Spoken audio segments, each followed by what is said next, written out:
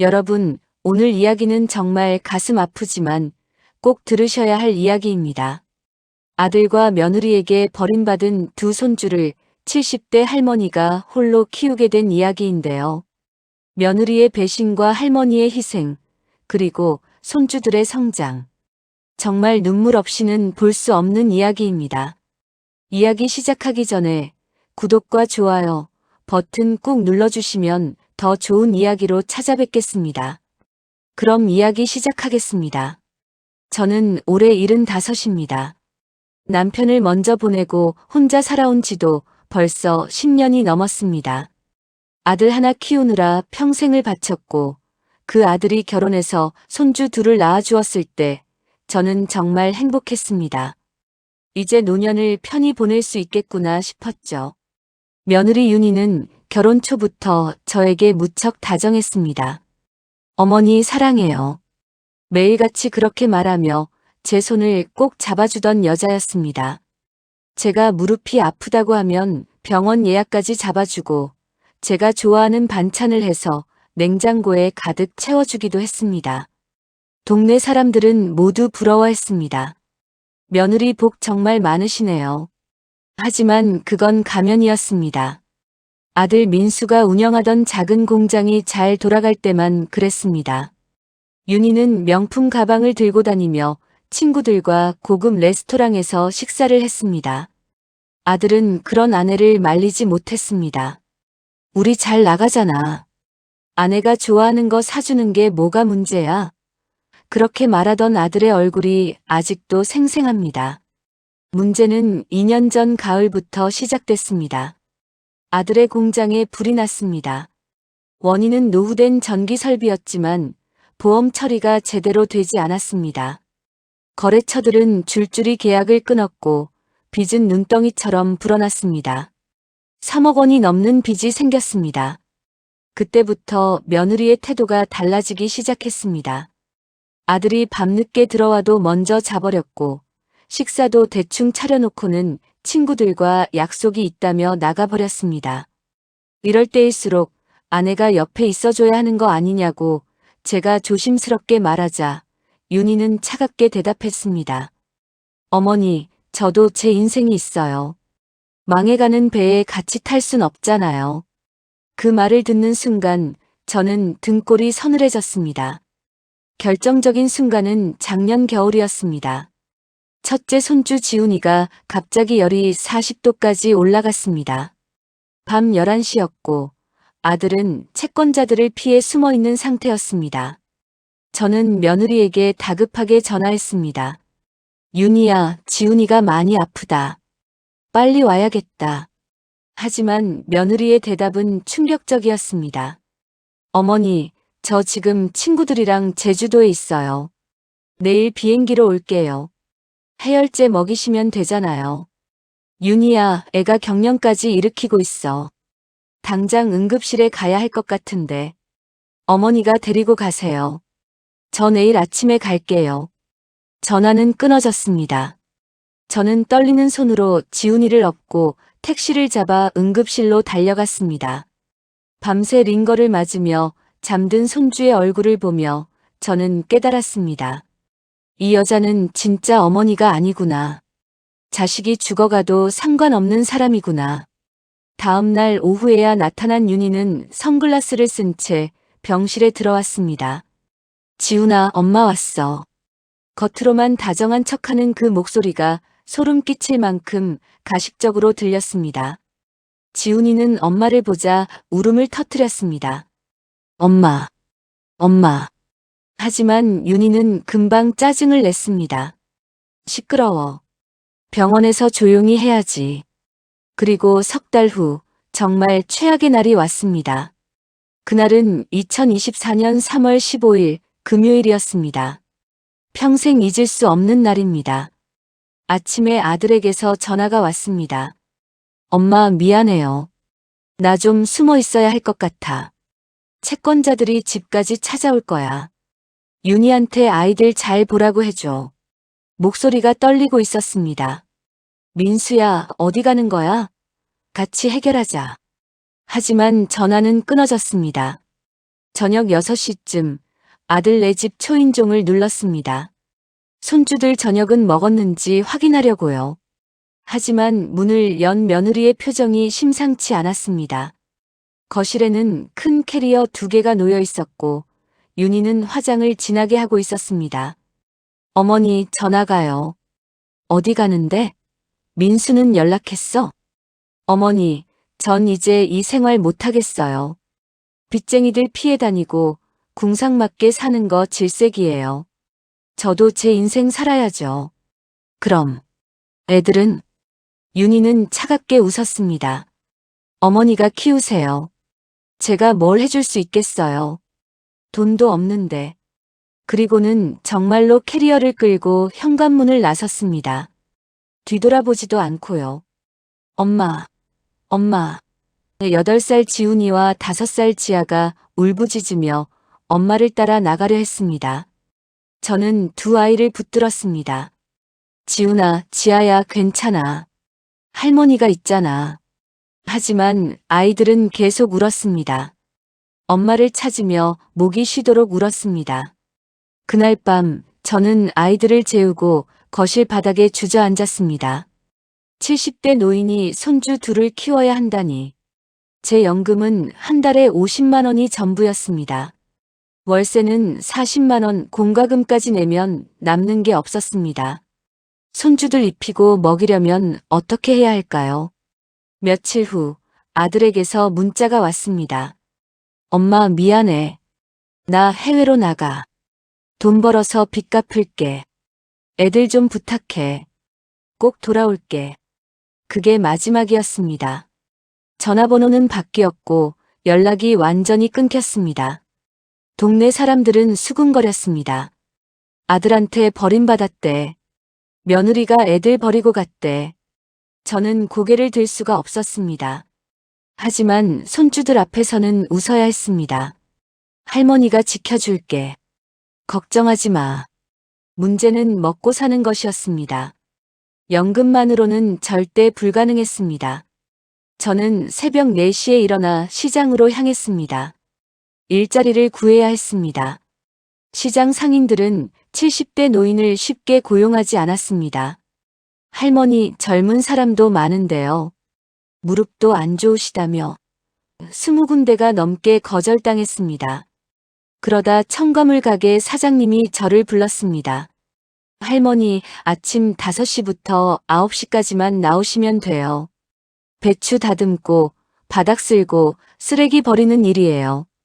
하루에 2만 원 드릴게요. 2만 원. 한 달이면 60만 원이었습니다. 연금과 합치면 110만 원. 간신히 손주들을 먹일 수 있는 돈이었습니다. 감사합니다. 저는 사장님 손을 꼭 잡았습니다. 첫 출근 날 무릎은 너무 아팠습니다. 쪼그리고 앉아 배추 겉잎을 떼어내는 일이 이렇게 힘든 줄 몰랐습니다. 1시간만 지나도 허리가 펴지지 않았고 손가락은 시려서 감각이 없었습니다. 하지만 참았습니다. 집에 가면 손주들이 기다리고 있으니까요. 일을 마치고 집에 돌아오면 9시 반이었습니다. 지훈이와 지아는 아직 자고 있었습니다. 저는 아이들을 깨워 유치원과 학교에 보냈습니다. 할머니, 배고파. 지아가 말했습니다. 냉장고를 열었습니다. 달걀 3개, 김치 조금, 쌀 한 컵이 전부였습니다. 그날 저는 시장 바닥을 돌아다녔습니다. 문 닫은 가게 뒤편에는 버려진 채소들이 있었습니다. 배추, 겉잎, 무청, 팥뿌리. 상인들이 버린 것들이었습니다. 저는 그것들을 주워 담았습니다. 비닐봉지 가득 담아서 집으로 돌아왔습니다. 배추 겉잎을 깨끗이 씻었습니다. 누렇게 시든 부분을 잘라내고 멀쩡한 부분만 골라냈습니다. 된장 한 숟가락을 풀고 마늘 조금 다져 넣어 국을 끓였습니다. 밥은 물을 많이 넣어 죽처럼 묽게 지었습니다. 그래야 양이 많아 보이니까요. 할머니, 이게 뭐예요? 지훈이가 물었습니다. 배추국이야. 할머니가 좋아하는 거야. 너희도 먹어봐. 맛없어요. 지아가 투정을 부렸습니다. 지아야 먹어야 커. 엄마도 곧 올 거야. 그때까지 튼튼해야지. 거짓말이었습니다. 엄마가 올 리 없다는 걸 저는 알고 있었습니다. 지훈이는 동생 지아의 그릇에 자기 반찬을 더 덜어주었습니다. 지아야 많이 먹어.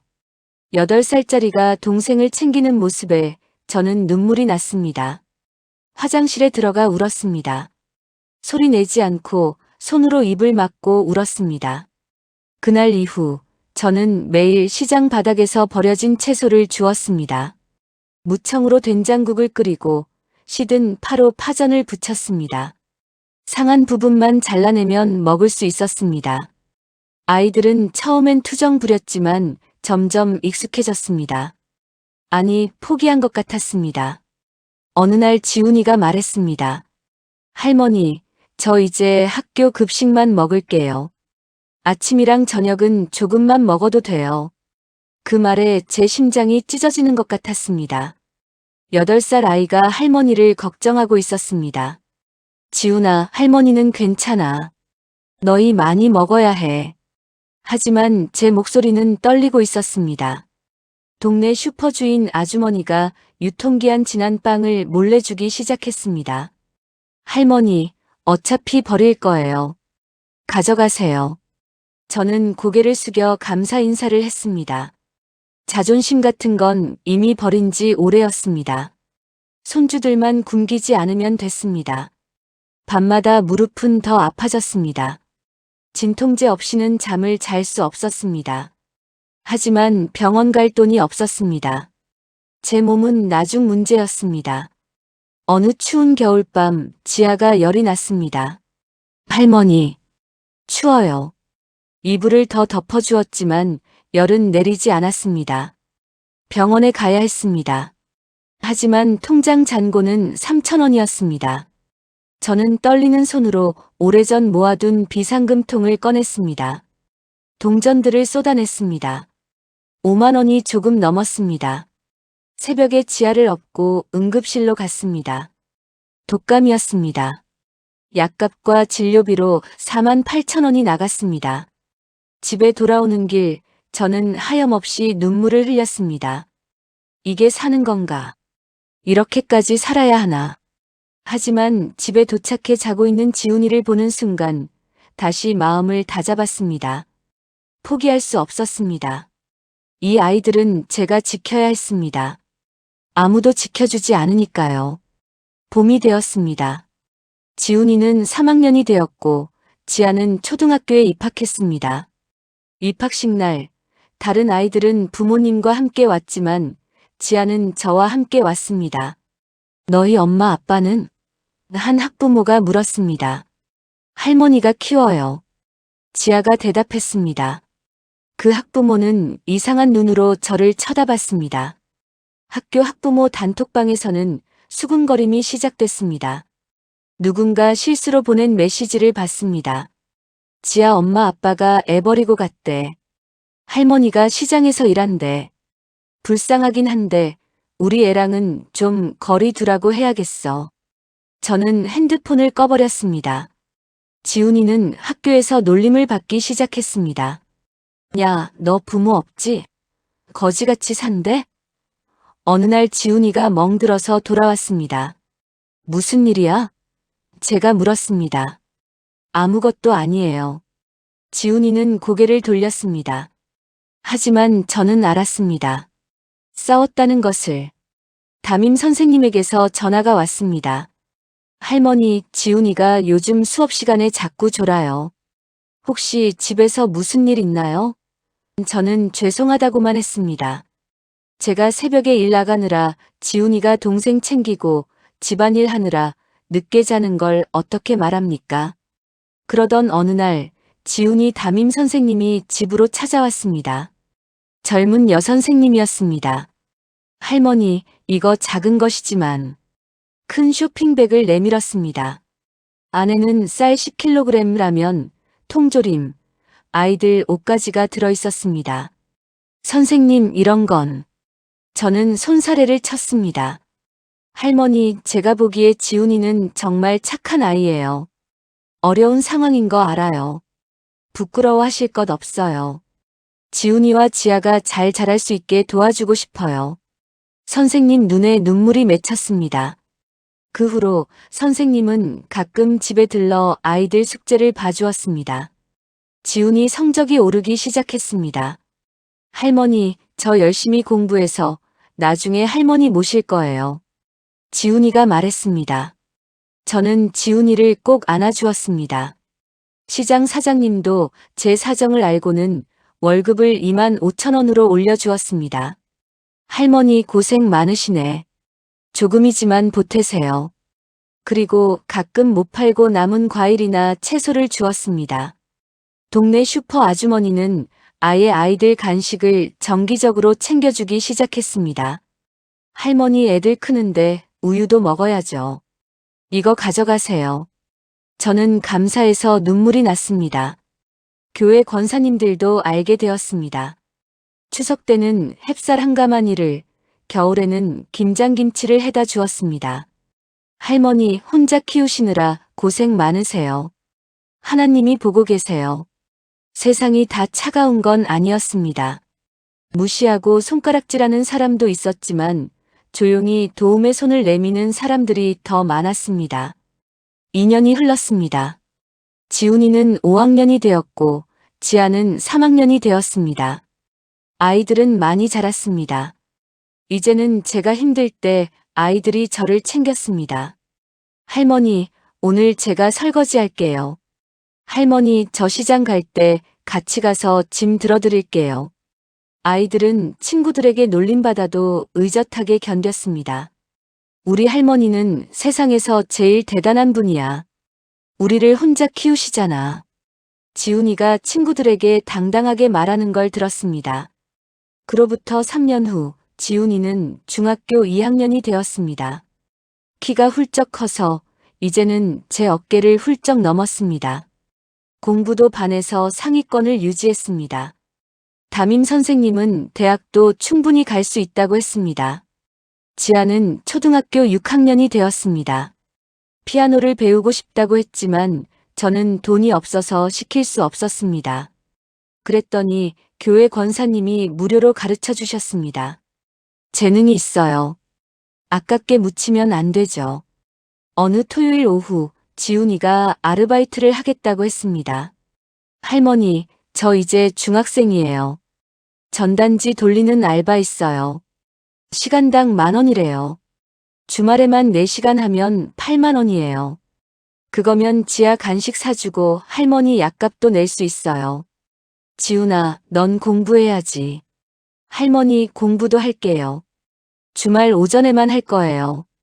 할머니 혼자 너무 힘들잖아요. 저도 이제 가족 생계에 보탬이 되고 싶어요. 지훈이 눈빛이 너무 진지했습니다. 저는 결국 허락했습니다. 지훈이는 매주 토요일 오전 4시간씩 전단지를 돌렸습니다. 첫 월급을 받은 날 지훈이는 제 손에 32만 원을 쥐어주었습니다. 할머니, 이거 병원 가세요. 무릎 아프신 거 저 알아요. 밤마다 신음소리 들려요.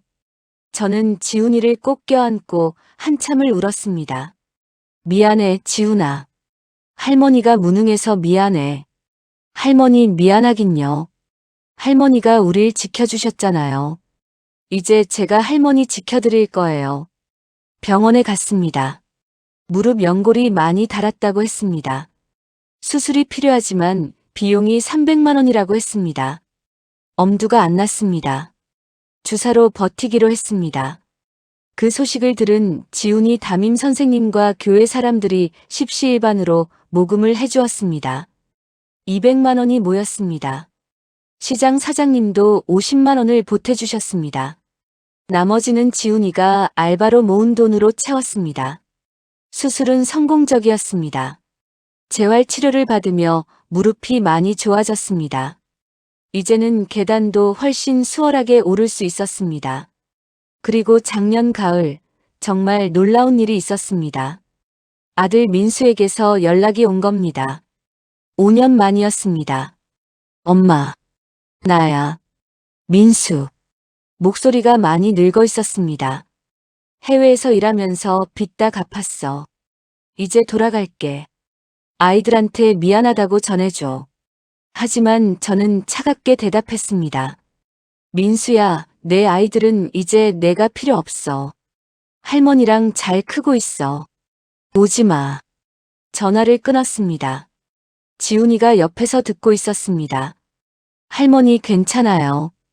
아빠 올 거면 오시라고 하세요. 저희 마음은 변하지 않아요. 할머니가 저희 진짜 부모예요. 지훈이가 제 손을 꼭 잡았습니다. 며느리 윤희는 소식이 없습니다. 다시 재혼했다는 소문을 들었습니다. 아이들은 엄마 이야기를 더 이상 하지 않습니다. 상처는 아물었습니다. 올해 봄 지훈이가 고등학교에 합격했습니다.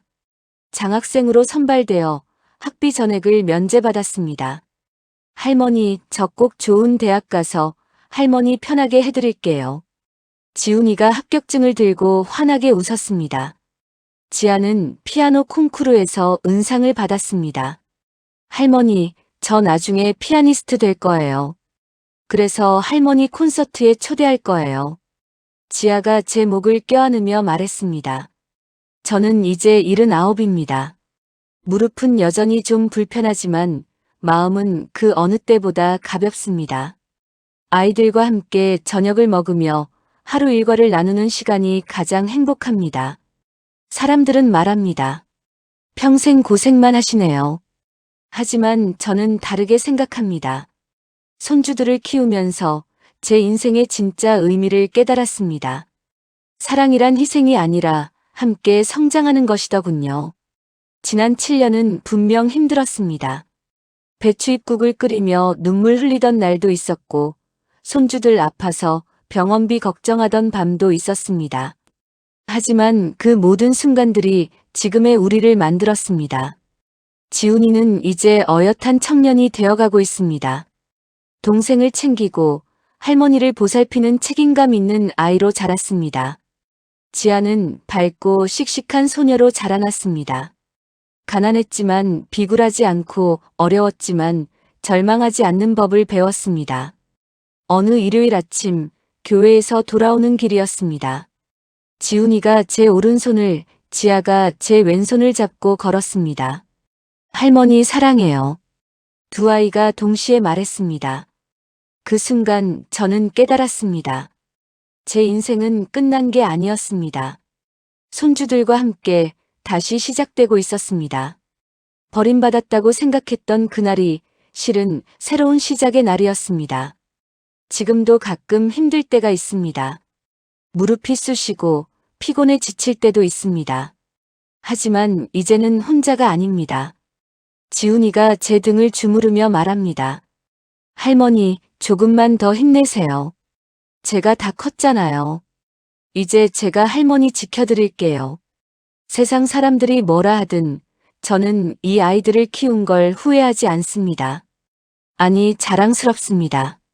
70대 노인이 두 아이를 키워냈다는 게, 그리고 그 아이들이 이렇게 훌륭하게 자라났다는 게 자랑스럽습니다.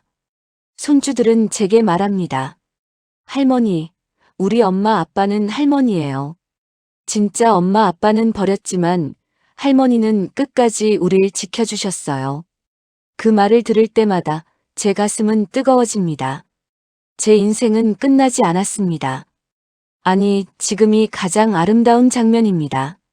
손주들과 함께 맞이하는 매일이 기적 같은 선물입니다. 할머니, 내일 뭐 먹을래요? 지아가 물었습니다. 뭐든 좋아. 너희랑 같이면. 저는 웃으며 대답했습니다. 그렇습니다.